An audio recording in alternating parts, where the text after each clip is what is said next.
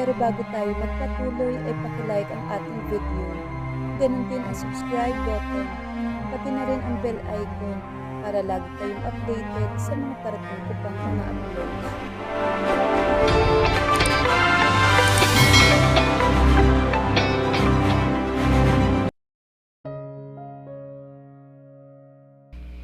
Alas 7 pa lang ng umaga, naligo muna siya at nagsuot ng simpleng t-shirt at pedal pusher. Nagpulbo lang at pagkatapos tumabas ng silid niya. Hindi niya na pinatuyo ng blower ang buhok niya, hinayaang nakalugay ang mahaba at basang buhok. Nang madaanan ng guest room na pahinto siya, kakatukin ba niya ang binata? Kahit inis siya dito na naig pa rin ang pagiging hospitable niya, yayayain niya tong mag-breakfast. Nakakatatlong katok na siya, wala pa rin nagbubukas ng pinto. Nang pihita niya yon, bukas pala kaya pumasok na siya. Nang makapasok siya, wala na ang binata sa kama. Baka naliligo o nasa baba na. Napangiwi siya sa nakita. Magulo ang kama, tila dinaanan ng bagyo. Grabe, ang gulo namang matulog ng lalaking yun. Ang mga unan nangalaglag sa sahig, maging ang kumot. Ang hinubad na damit nagkalat din sa sahig. Paano pa kaya kapag matutulog na silang magkatabi? Ayaw pa naman niyang magulo ang mga gamit niya. Napahinto siya sa dinadaling ng isip. Nagiinit ang pisngi niya, maisip lang ang posibilidad na may mangyari sa kanila ng binata. Kagabi nga hinahalikan pa lang siya nito, halos makalimutan niya ng lahat. Paano pa kaya kapag tuluyan na siya nitong inangkin? Lalong nag-init ang pakiramdam niya, pagkuwan ay napailing siya. Bakit ba niya naisip yun? Siyempre mag-asawa sila, pero handa ba siyang makatabi to sa kama? 6 na buwan lang silang magsasama kaya't sa palagay niya, di na kailangan makonsummate pa ang kasal nila. Baka mabuntis pa siya, kawawa lang ang bata kung maghihiwalay din sila pagkatapos. Nasabi naman niya dito na in paper lang ang kasal nila, kaya't sigurado siya, papayag ang binata na walang mangyayari sa kanila sa loob ng 6 na buwang pagsasama. Wala sa loob na dinampot niya isa-isa ang mga damit ng binata, nilagay sa laundry basket. Kinuha rin niya ang mga unan at kumot sa sahig at tinapi ang mga iyon at inayos ang kubrikama. Nakatulala siyang nakatayo, nakatingin pa rin sa kama nang mapatili siya na mula sa likod. Yapusin siya ng binata at lumapat ang ilong at labi nito sa basang buhok at batok niya. Inamoy-amoy at tinalik-halikan iyon. His warm breath and light kisses at her nape is tickling her senses. Nananayo ang mga balahibo niya sa ginagawa ng binata at ang mga kamay at braso nitong nakalingkes sa katawan niya ay sumasagi sa dibdib niya. At bakit babasa ito? Oh God! Mukhang bagong ligo ito at ngayon nararamdaman niya ang hubad nitong katawan sa may likuran niya. Ang matipunong katawan nito ay nakalapat sa likod niya, tila siya lalagnatin sa pakiramdam niya. Well, hindi naman totally hubad dahil na may nakataping tuwala sa ibabang bahagi ng katawan nito. Pero wala ring silbi ang tuwalang iyon because she could feel his steely maleness at her back. Amoy baby, ang bango naman ng misis ko. Bagong ligo, fresh na fresh. Good morning, misis ko. Kung ganito ba naman lagi sa umaga, ay talagang magiging good ang morning ko. Tatawa-tawang sabi nito. At sige pa rin ito sa pag-amoy at paghalik sa buhok at batok niya. Napapikit siya. Kung patuloy niya itong hahayaan sa ginagawa, baka matangay siya. Tigilan mo yan, Ram. Mawiwili ka naman yata masyado ah. Pagagalit-galitan niyang sabi at pagkatapos binaklas niya ang mga kamay nito na nakayapos sa kanya at lumayo dito. Napatingin sa mala-Adonis itong katawan. Asthmatic ba siya? Paano kasi biglang nagsikip ang paghinga niya? Mula sa basang buhok nito na tumutulo pa, sa napakagwapong mukha na siguradong mapapanaginipan ng bawat babaeng makadaupang palad nito, at ang matipunong katawan na pagnanasahan mong masilayan na may malapad na balikat at dibdib. Mga brasong may kahali-hali ng biceps at triceps na ibig mong haplusin. Ang flat na siya na may mga pandi-pandesal, Diyos ko, kape na lang ang kulang. At ang hugis V-shape na yon na gumagawa ng daan pababa ay nanghihinayang pa siya kung bakit tatakpan yun ng tuwalya. Napahugot siya ng malalim na paghinga. Her cheeks felt red. Alam niya kagabi na gwapo ito at hang, pero Diyos ko, ngayong umaga, napagtanto niyang ganito ito kagandang lalaki. Nang ibalik niya ang tingin sa gwapo nitong mukha, may naglalarong nakakalokong ngiti sa mga labi nito. You like what you see, Mrs. Ko? You can't seem to take your eyes off me, nakakalokong sabi nito. Don't flatter yourself, Ram. Saan pa ba ako titingin na ikaw tong kaharap ko?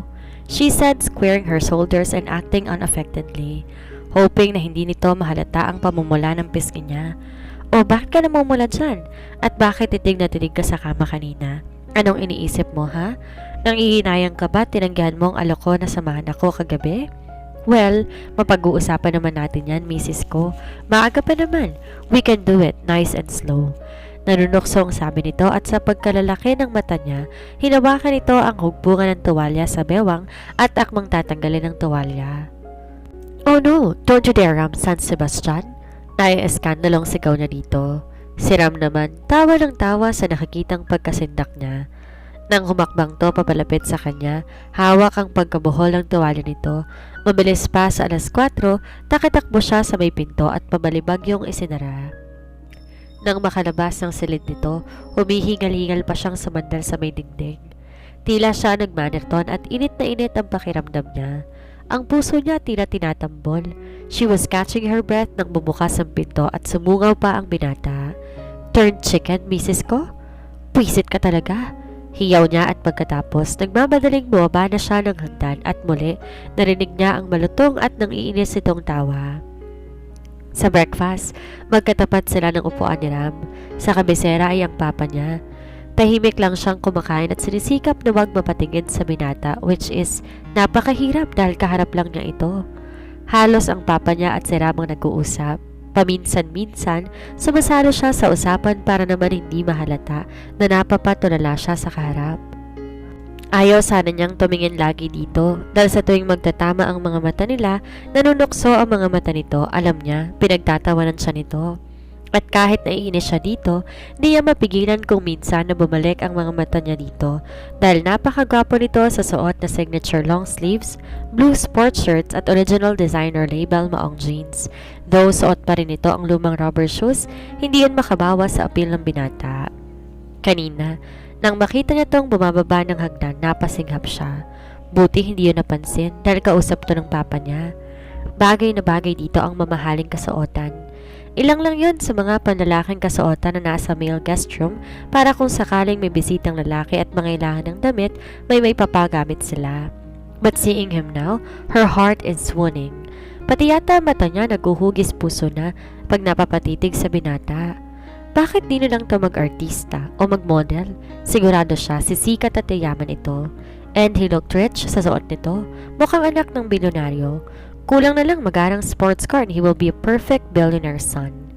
Iha, what do you think? Naagaw ang atensyon niya sa tanong na yon ng papa niya. Ang alin, papa? Binawi niya ang pagtitig sa binata at humarap sa papa niya.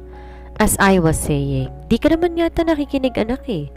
Nakikinig naman pa, katwiran niya. Ang totoo, wala siyang naiintindihan sa pinag-uusapan ng papa niya at ni Ram. Abala kasi ang mata at isip niya sa pagtitig sa binata. Ang sabi ko, gawin natin ang kasal ninyo sa mismong araw ng birthday mo. At dahil madalian na, sa West na lang muna ang kasal. Saka na natin pagplanuhan ng church wedding. Maybe sa first year wedding anniversary ninyo.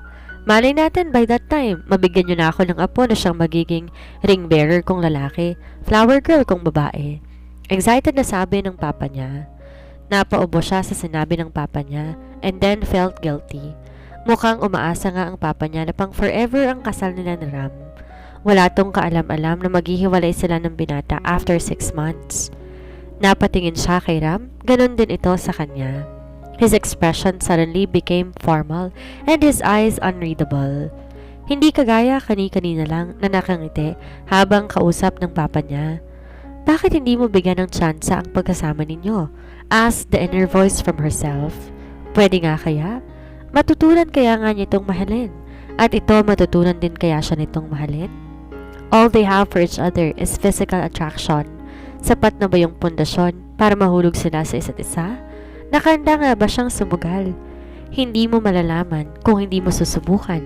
Ngayon, kung sa loob ng 6 na buwan at hindi kayo magkasundo at hindi maging compatible at hindi kayo nahulog sa isa't isa, pwede mo naman siyang hiwalayan gaya ng una niyong napagkasunduan. Pero paano kung masaktan lang siya sa huli? Kakayanin ba niya? Walang nagmamahal nang hindi nasasaktan. Yan ang masaklap na parte ng pagmamahal. Hindi mo na ako sinagot, anak. Are you with us? Tila naiinip ng sabi ng papa niya. I'm sorry pa, I was just thinking of something else. Paumanhin niya. Nahulog na kasi siya sa malalim na pag-iisip. Kapag kuwan, napabuntong hininga siya at muling tumingin kay Ram. Wala pa rin kahit anong emosyon sa mga mata nito, basta nakatitig lang din to sa kanya habang nakatitig siya dito. Iniisip din ba nito ang iniisip niya? Matapos yung maisip, tila gumaan ang pakiramdam niya. Masigla na siya nang muling magsalita. Okay na sana sa amin yun ni Ram, Papa. Naintindihan namin na madalian kaya wala nang time for preparations. Civil wedding is fine, hindi ba, Ram? Nakangiting baling niya sa binata. Agad nakabawi ang binata at masigla ding sumagot. Opo, Papa. Okay sa amin ni Nikki ang civil wedding. Nakangiting sabi ng binata. It's settled then. Ang kailangan ngayon, pumili kayo ng magiging wedding ring ninyo at ng susuotin ninyo sa kasal. Aba kahit sa west ng kasal ninyo, gusto ko pa rin na the best ang mga singsing ninyo at susuotin. Total, pinag-leave ko naman kayong dalawa ngayong araw, kaya yan ngayon ang asikasuhin ninyo. Use my card, Nicole anak. Buy anything na kakailangan ninyo sa kasal. Isa yan sa mga regalo ko sa kasal ninyo ng asawa mo. Ako naman, papasok ng half day ngayon kaya maiwan ko na kayo. Tumayo na si Armando upang magbihis papasok sa trabaho. Pa, wait lang. Pigal niya sa ama. Naupong muli ito. Yes, anything else, Iha? Kasi pa, after ng wedding, di muna ako dito tutuloy. I mean, kami ni Ram. Gusto niya doon kami sa apartment niya tumira. Sinabi na rin niya agad yon sa papa niya para di na sila magkagulatan pagkatapos ng kasal. Akala niya magagalit ang papa niya, kaya gulat siya nang tila natutuwa pa to sa sinabi niya. That's great, anak. Bilang bagong kasal, tama lang bumukod kayo at sa asawa mo kayo tumuloy. Walang problema sa akin, Iha. Dadalaw-dalawin niyo na lang ako ni Ram? Nakangiting sabi nito. Pagkatapos binalingan si Ram. Ikaw na ang bahala sa anak ko, Iho. Kapag kayong dalawa na lang, pakisamahan mo siya ng maayos. Minsan matigas ang ulo niyan, pero gaya ng sabi ko, sweet naman. Nakangiting tinapik nito sa balikat si Ram na tumango at pagkatapos ay tumayo na. Pero pa, alam niyo bang luma at mumurahin ang apartment niya? Pati mga gamit halos luma, ni walang aircon. Hindi ko pa nga nakita ang silid niya, sigurado ko. Luma din ang kama niya at baka sumakit ang likod ko. Tiyak manipis na kutsyon lang yon. Ni walang garahe kaya hindi ko madadala ang kotse ko. Imagine pa, magkukumbit ako araw-araw kapag hindi niya ako mayahatid sa motor niya at sa ferry pa ako manggagaling. Tila nagsusumbong na sabi niya sa papa niya. Napaatras siya ng upo na makitang naningkit ang mga mata ng binata. His jaw clenching. Hindi niya intensyong ipahiya o laitin ang binata. She was just telling the truth. Hindi kailangan masaktan to dahil totoo naman lahat ng sinabi niya. Pero bakit siya ang nasasaktan sa tila sakit na nakikita niya sa mga mata ni Ram ngayon? Si Armando naiiling na lalong napangiti sa sinabi ng anak. Anak, gaano man kaluma ang isang bahay o apartment, tahanan pa rin yun. Ganon din ang mga kagamitan. Gaano man kaluma kung gumagana pa rin at pwedeng gamitin, bakit hindi? And I don't see any problem kung magko-commute ka man araw-araw sa pagpasok sa trabaho. Marami ang gumagawa niyan. It's high time for you na maranasan mo din yon. At mamuhay ka ng kung anong kaya ibigay ng asawa mo. Kapag kaya niya nang lumipat kayo sa malaki-laking bahay na may garahe, pwede mong balikan ang kotse mo. But for now, learn to live within your means. Pinal na sabi ng papa niya at umakit na ito sa silid nito. Kung anong kayang ibigay nito? Magre-resign nga sa trabaho at balak pang maging tambay. Paano pa sila makakalipat sa malaki-laking bahay sa may garahe? Sa kanya nga manggagaling ang pera nito at mukhang balak pa nito yung lustayin lang. Nang mapatingin siya sa binata, nagulat siya dahil tumayo na rin to at di man lang siya tiningnan at tumiretso sa salas. Anong nangyari dun? Mukhang nagtampo pa yata sa mga sinabi niya. At ito pa ang may ganang magtampo. Totoo lang naman lahat ng sinabi niya. Pero hindi na rin niya natapos ang pagkain dahil hindi na naman siya mapakali. Naiisip ang binatang bigla na lang nag-walk out. Sinundan niya ito sa salas at masiglang kinausap. Ready ka na? I think we have to go. Marami pa tayong time. Makapamili ng mga kakailanganin sa kasal. Nakangiting sabi niya. Sige, matabang nitong sabi at pagkatapos ay nauna nang tumayo para lumabas ng pinto. We will just use my car para may paglagyan tayo ng mga pinamili natin. Hassle kung sa motor mo tayo sasakay. Sabi niya sabay labas na sila. Okay, malamig nitong sagot. Sumakay ito sa passenger seat. Nang nasa daan na sila, tahimik pa rin ito. Hinayaan na lamang niya. Siguro nga nagtatampo sa mga sinabi niya. Manaka-naka, sinusulyapan niya ito lalo na kapag stoplight pero ni hindi ito tumitingin sa kanya. Galit ba ito? Malamang. Ang tahimik kasi at kung makasagot parang telegrama ang tipid at napaka-seryoso ng gwapo nitong mukha. We will just go to one of Gonzales Group Mall sa Makati. Maraming boutiques and shops doon ng wedding rings at dresses. Tila na siya nagmumonolog dahil tumango lamang ang binata. Ni hindi sumagot at hindi pa to tumitingin sa kanya nang tumangol. Galit nga. Nang nasa mall na sila ay tila hindi na sila magkakilala habang naglalakad. Ang layo kasi ng distansya nila sa paglalakad. Kapag sinusubukan niyang tumabi dito at umagapay sa paglalakad nito, lumalayo ito. Gusto niya nang mapikon pero nagpakahinahon siya. Siya ang may kasalanan kaya kailangan na pakitunguhan niya ito ng maayos. Maya-maya siguro lilipas din ang tampo nito. Sa loob ng shop ng mga singsing, hindi magkamayaw ang mga sales lady sa pagpasok nila. Agad na nagunahan ng mga yon na magpa-cute sa binata sa pagkainis niya at giningitian naman ng binata ang mga yon at lalong kinikilig ang mga talipantas. Samantalang siya, kanina pa niya to kinakausap pero halos hindi siya kausapin. Sa inis, yumakap siya sa bewang ng binata na mukhang nagulat sa ginawa niya at pagkatapos malambing na tumitig dito. How about this, miss? Mukhang magugustuhan din to ng fiancé ko, hindi ba, sweetheart? Lalo pa niyang hinigpitan ng hawak sa bewang nito na para bang sinasabi niya sa mga babaeng ito na taken na ang nilalandi nila.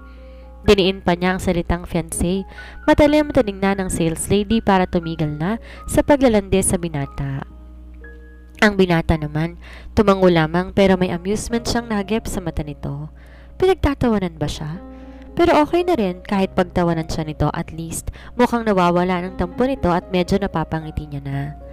Nakahalata ang mga ito at umayos ng pakikipag-usap sa kanya. Isang pares ng simpleng diamond-studded wedding ring ang napili nila. Di niya alam pero masaya siya paglabas nila ng shop na yon. Bukod sa may wedding ring na sila, napangiti niya ang binata. Kala niya buong araw niya nang di makikita ang ngiti nito. Kanina pa kasi siya hindi mapakali sa pagiging tahimik nito. Ayaw niya ng cold treatment mula dito. Mas gusto niya nagbabangayan sila at nag-aargumento kaysa ganitong kibuin delisya nito. Sumunod naman ang tindahan ng dress at sapatos. Muli, pinagkaguluhan na naman ng mga sales lady ang binata. Animo nakakita ng artista. Ang hirap nga namang magkaroon ng gwapong fiancé. Sakit sa ulo. Lapitin ng mga babae at ng tukso. Paano pa kaya kapag mag-asawa na sila? Paano niya itataboy ang mga babaeng lalapit dito kung sakali? Naku, Ram San Sebastian, subukan mo lang magloko kapag kasal na tayo at talagang malalagot ka sa akin. Naiinis na hinawi niya ang mga babaeng nakakulumpon palibot sa binata at muli yumakap sa bewang nito.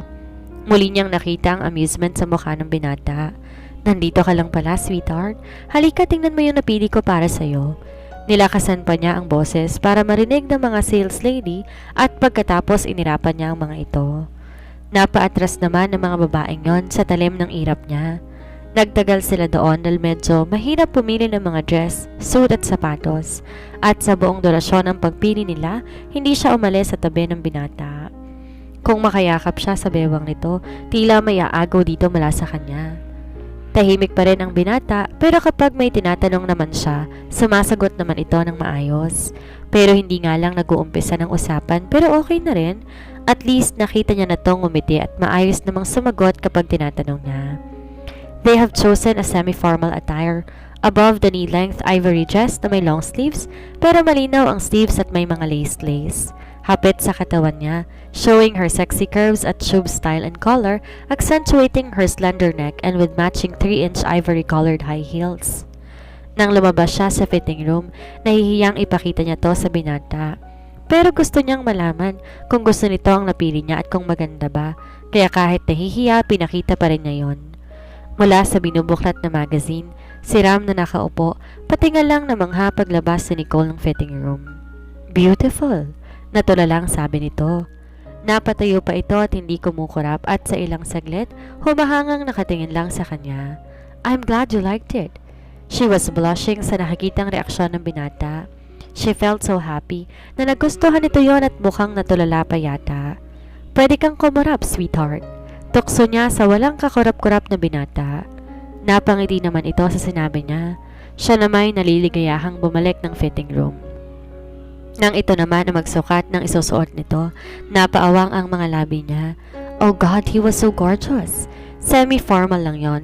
Long sleeves, light blue polo shirt na may katen ng suit jacket and black trousers and semi-formal shoes pero tila ito GQ model. Katunayan, ang mga sales lady kanina muling nagsibalikan at humahangang nakatingin sa binata. Nilapitan niya ang binata at yumapos dito. Oh God, Ram, you're so gorgeous. Di niya napigilang sabihin at pagkatapos, tiningnan ng masama ang mga babaeng nakatitig sa binata. Isa-isa namang nagsialisan ang mga iyon. Bigyan ba naman niya ng tingin na, sabunutan ko kayo, Lok? Napangiting muli ang binata sa kanya. Habang nagbabayad ay nakita niyang lumabas na ng tindahan ang binata. Siguro ay tumingin-tingin sa labas ng mall. Mukhang nagloloko pa yata ang POS machine ng tindahan at inayos pa kaya medyo natagalan siya sa loob. Naisip tuloy niya si Ram, baka naihinip na ito sa labas at naghihintay sa kanya. Nakangiti pa siya paglabas ng tindahan pero naglaho iyon pagkakitang hindi nag-iisa ang binata. At pagkatapos ay napahagikik. Lalong umusok ang bumbunan niya, lalo na makita niyang humawak ang babae sa dibdib ni Ram at humagod-hagod at lumalamas ang kamay nito doon. Kung ang mukha kaya ng babaeng to, ang hagurin at lamasin niya. Umuusok ang ilong na nilapitan niya ang dalawa. Nandito ka lang pala, mister ko. Kanina pa kita hinahanap. Binitawan niya ang mga tangang shopping bags at lumingkis ng yakap sa bewang ng binata. Pagkatapos, hinarap ang babaeng maharot. Ang binata naman naaaliw na tiningnan siya. Sino siya, mister ko? Hindi mo ba ako ipapakilala? She asked sweetly pero ang tingin niya sa babae tila laser. Mister? Tila na biglang sabi ng babae. Yes, miss. Mister ko siya kasi ikakasal na kami this week. Malambing niyang sabi. Natawa siya sa nakitang pagkagulat ng babae. Is this true, Ram? Ang tagal kitang hindi nakita. Tapos ngayon malalaman ko mag-aasawa ka na? Tila maiiyak nitong sabi. Natawa siya sa nakikitang pagkagulat ng babae. Well, ngayon alam mo na, miss. Kaya kung ako sa'yo, kalimutan mo ng mister ko. Sigaw niya dito. I'm sorry about this, Tracy, sabi ng binata. Yun lang at tila naluluhang umalis na ang babae. Nang sila na lang dalawa, ay nalilang na umalis siya sa pagkakayakap ng binata. Pagkatapos, dinampot niya ang mga shopping bags. Tinulungan naman siya ng binata, pero hindi siya nakaligtas sa mapanuring tingin nito. Umiwas siya ng tingin. Nakangiti kasi ito at nanunukso ang mga tingin. Explain, Nikki. Ano ang ibig sabihin ng mga kinikilos mo? Kanina sa shop sa mga sales lady at ngayon ay kay Tracy. Nangahakab nitong sabi. Ano bang ginawa ko? Wala naman, diba? Namili lang tayo at saka sinagot ko lang ang tanong ng Tracy. Pagmamaang-maangan niya. Halika na nga at ma-traffic pa. Pag-iwas niya sa tinatanong nito. Nagulat siya nang hawakan nito sa braso at seryosong tumingin sa mga mata niya. Nagsiselos ka ba? His expressive dark eyes penetrating through her. Bakit ba napakaganda ng mga mata nito? Nadidistract tuloy siya at hindi alam kung ano ang isasagot. Hindi. Bakit naman ako magsiselos? Mariing tanggi niya. Tumiim ang mga bagang ng binata at kapag kwan ngumitin nakakaloko. Hindi ka naman pala nagsiselos. Wait, I'll just look into my phone. Alam ko na save ko pang number ni Tracy eh. Kawawa naman siya at umiiyak. She might need someone to comfort her. At nag-search na ito sa cellphone nito at may i-denial. Ang walang hiya, talagang ginagalit siya nito. Pagkatapos itinapat nito sa tenga nito ang cellphone. Hello, Tracy? Yun lang ang nasabi ng binata dahil inagaw niya na ang cellphone sa kamay nito. Muntik pa yung malaglag. O ano, sabihin mo, hindi ka ba nagsiselos sa lagay na yan? Nakangising sabi nito at muling kinuha ang cellphone nito sa kamay niya. Hindi talaga ako nagsiselos, you bastard. Pagkatapos ay naiiyak na binitiwan niya ang mga shopping bags at nagtatakbong lumabas ng mall.